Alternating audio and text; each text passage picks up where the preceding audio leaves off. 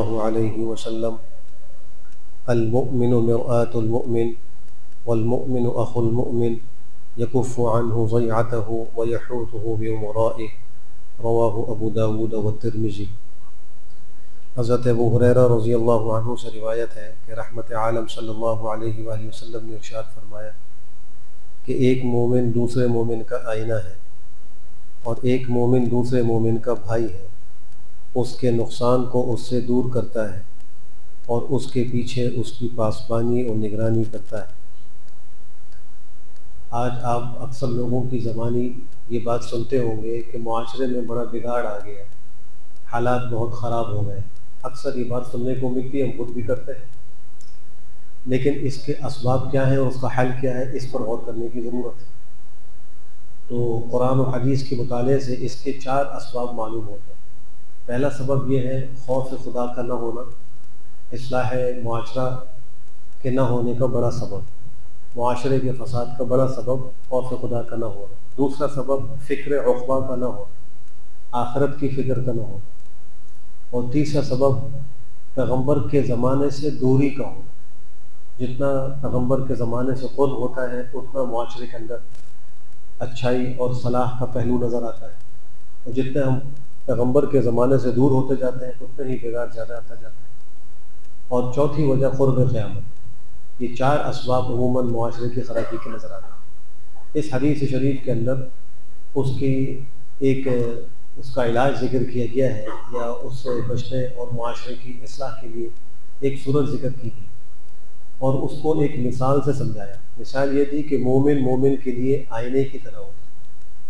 اب اس میں غور کرنے کی بات یہ ہے کہ آئینے کی کیا خصوصیات ہیں۔ جب تک وہ خصوصیات ہمارے اندر پیدا نہیں ہوں گی تو ہم اس آئینے کی طرح نہیں ہوں گے، اور آئینے کی طرح نہیں ہوں گے تو معاشرہ جو ہے وہ ٹھیک نہیں ہوگا۔ پہلی خصوصیت یہ ہے کہ آئینہ جو ہے وہ صاف و شفاف ہوتا ہے، بالکل صاف ستھرا ہوتا ہے۔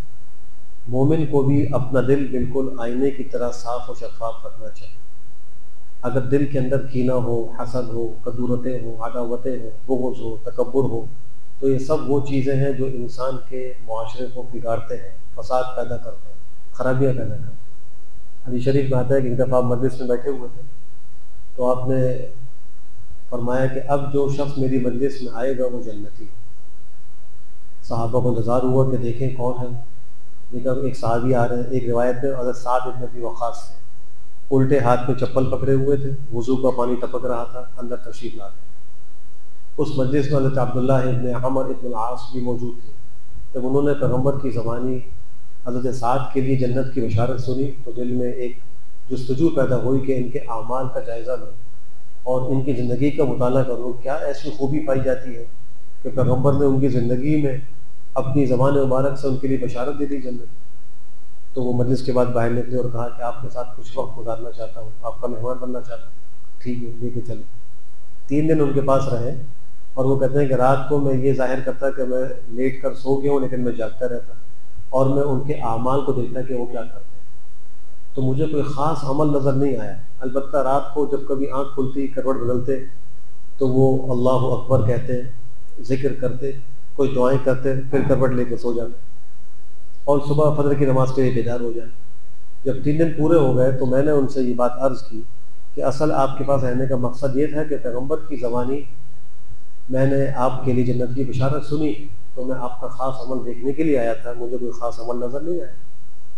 تو انہوں نے پہلی بات تو یہ کہی کہ یہ تو میری سعادت ہے، میرے لیے بڑی عظیم اللہ کی طرف سے خوشخبری ہے کہ مجھے جنت کی بشارت ملی۔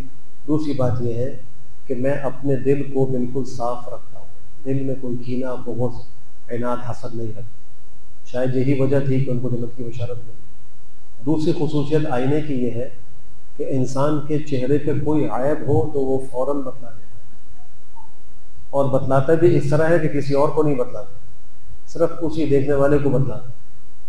تو ہمیں اپنے اندر یہ صفت بھی پیدا کرنے کی ضرورت ہے کہ کسی میں کوئی قابل اصلاح بات دیکھے تو حکمت نصیحت کے ساتھ اس کو بتا دیں، لیکن اس طرح بتائیں جیسے کہ آئینہ بتاتا ہے، کسی اور کو نہ پتہ لگے، کسی کے سامنے ذکر نہ کرے، ورنہ انسان اپنی بے عزتی محسوس کر کے حق بات کو قبول نہیں کرتا۔